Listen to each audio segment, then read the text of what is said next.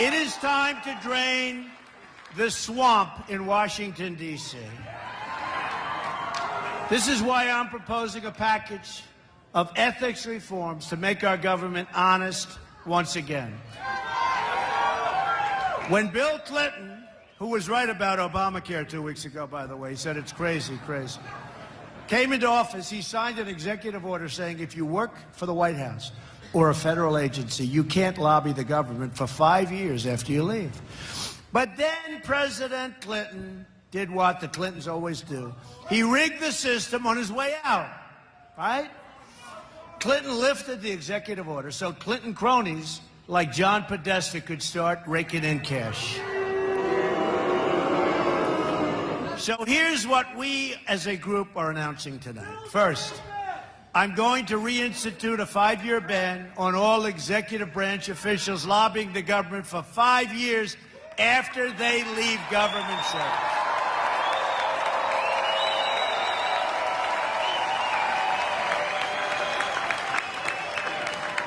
I'm going to ask Congress to pass this ban into law so that it cannot be lifted by executive order, right? Second, I'm going to ask Congress to institute its own 5-year ban on lobbying by former members of Congress and their staffs. It's enough. Third, I'm going to expand the definition of lobbyists so we close all the loopholes that former government officials use by labeling themselves consultants, advisors, all of these different things, and they get away with murder. Not going to happen. Fourth, I'm going to issue a lifetime ban against senior executive branch officials lobbying on behalf of a foreign government. And fifth, I'm going to ask Congress to pass a campaign finance reform that prevents registered foreign lobbyists from raising money in American elections and politics. This will go a long way to ending our government corruption, but we will end economic stagnation also, and that will help. My plan for the economy can be summed up in 3 very beautiful words: jobs, jobs, jobs. Jobs. They're taking our jobs away. They're going to Mexico. They're going all over the place. We're going to keep our companies here, folks. They're not leaving. If they want to leave, there will be consequences. You understand that. And they won't leave. When they hear there's consequences, they're not leaving. Believe me, they're not leaving. Our politicians have worked for years to try and keep our companies. It's so easy. It's so easy. You want to leave, you want to build whatever you want to build. Cars, Ford is leaving. Carrier's leaving. So many companies, there's so many. You know, we lost 70,000 factories.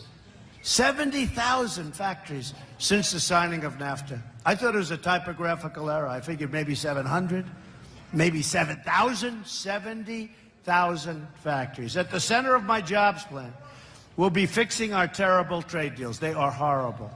47 million Americans are in poverty, and 45 million Americans are on, right now, food stamps.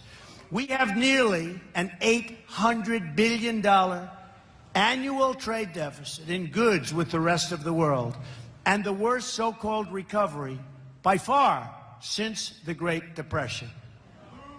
Did you see the jobs numbers the other day? Horrible. You saw our GDP is going to be, in my opinion, less than 1%. You know, if China goes to 7%, 8%, 9%, it's like a national catastrophe. If we're at less than 1%, which is what it will be, it's like, oh, what else? We're not going to put up with it. It's the Clintons who gave us NAFTA. He signed it. Remember that. Bill Clinton signed the worst trade deal in the history of the world. And the Clintons who gave us China's entry into the World Trade Organization. Here in Wisconsin, do we love Wisconsin? You know why I'm here? First of all, I have a lot of friends here, but you know why I'm here? I'm here because everyone's calling me. Everyone's calling saying we're going to win Wisconsin. So, okay. It's not so traditional. No, but it's not so traditional for a Republican to be in this position. Mostly they say, well, we'll have to skip Wisconsin. Not me. We're going to win Wisconsin. So companies like Briggs & Stratton has cut thousands of manufacturing jobs and moved them where? To China. GE Healthcare recently closed its Milwaukee location and shipped those jobs to Mexico. Did you know that, Sheriff? They just closed up. That's a lot of jobs they shipped over to Mexico. Johnson Controls shuttered its plants in Milwaukee and West Allis and moved the jobs to Mexico and moved the jobs to China and moved the jobs all over the place except to here. The list goes on and on. Many, many companies leaving Wisconsin, leaving everywhere. They're leaving our country. We are living through the single greatest jobs theft in the history of the world. It's true. Our companies are being raided. Our jobs are being let go. We end up with unemployment and empty buildings. They end up with cash. Tremendous factories like you've never seen, magnificent plants, jobs all over the place. We end up with, we end up actually with two things, unemployment and drugs. They end up with the cash, we end up with the drugs. Not so good. The Trump administration is going to renegotiate NAFTA, stand up to China, and get along with China. We don't get along with China now, and they rip us off. And stop the jobs from leaving our country. And I do a lot of business with China. I have the largest bank in the world as a tenant in one of my buildings in Manhattan. And China's wonderful. I mean, I wish our people ran our country. I mean, they're smart people. They're smart people. We don't have smart people running our country. We have people that are incompetent. We have a president that all he wants to do is campaign for Hillary Clinton so that she can double your health care costs. All he does is campaign. This guy, every time you see him, he's campaigning for Clinton, and frankly, he ought to be working on jobs. He ought to be working on the Second Amendment and the border and all of these different things. He ought to be working on taking care of our veterans, right? And our military. I mean, here's a guy. We go into Mosul. Now, why don't we just go in quietly, right? They used to call it a sneak attack. Let's call it, we want to do it nice and easy. I've been reading about it for 4 months. Now, a primary reason for going in was we wanted to get the leaders of ISIS, right? They're gone, folks. They're gone. They're smart people. They read the same newspapers and articles that we read. They said, hey, they're going to attack Mosul in 4 months. Let's get the hell out of here. They're all over the place. How stupid are our people? Can you imagine the great General George Patton and General MacArthur? I really had a lot of respect. You know what they're doing, right? They're spinning in their grave. And I see we will be attacking sometime next week. I've been reading about this for months. And honestly, a big, big part I've always heard. And I always used to wonder why they don't go in. But I meant like quietly, boom, right?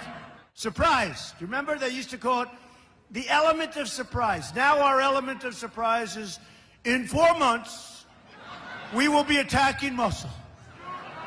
I wonder what General Flynn, what our generals think about that. Not too good. Not too good. I can tell you what General Flynn thinks of it. As part of our plan to create at least 25 million jobs in 10 years, we're going to lower our business tax from 35% to 15%.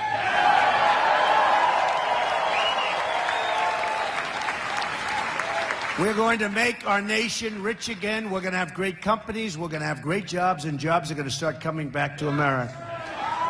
But to be a rich country, we must also be a safe country. National security begins at the border.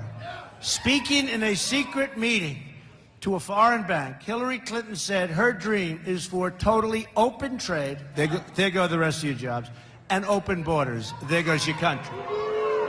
Between open trade, your jobs, open borders, your country. So you lost your jobs and your country. Other than that, she's doing a great job. By open trade, she means foreign countries can cheat us out of millions of dollars and millions of jobs. And literally, not millions of dollars, really, it's really trillions and trillions of dollars. By open borders, she means totally unlimited immigration. In a secret speech to Goldman Sachs, she said citizens who want to control immigration are un-American. I don't think so. Deplorable, right? Irredeemable. Irredeemable. He's a deplorable guy. He looks good to me.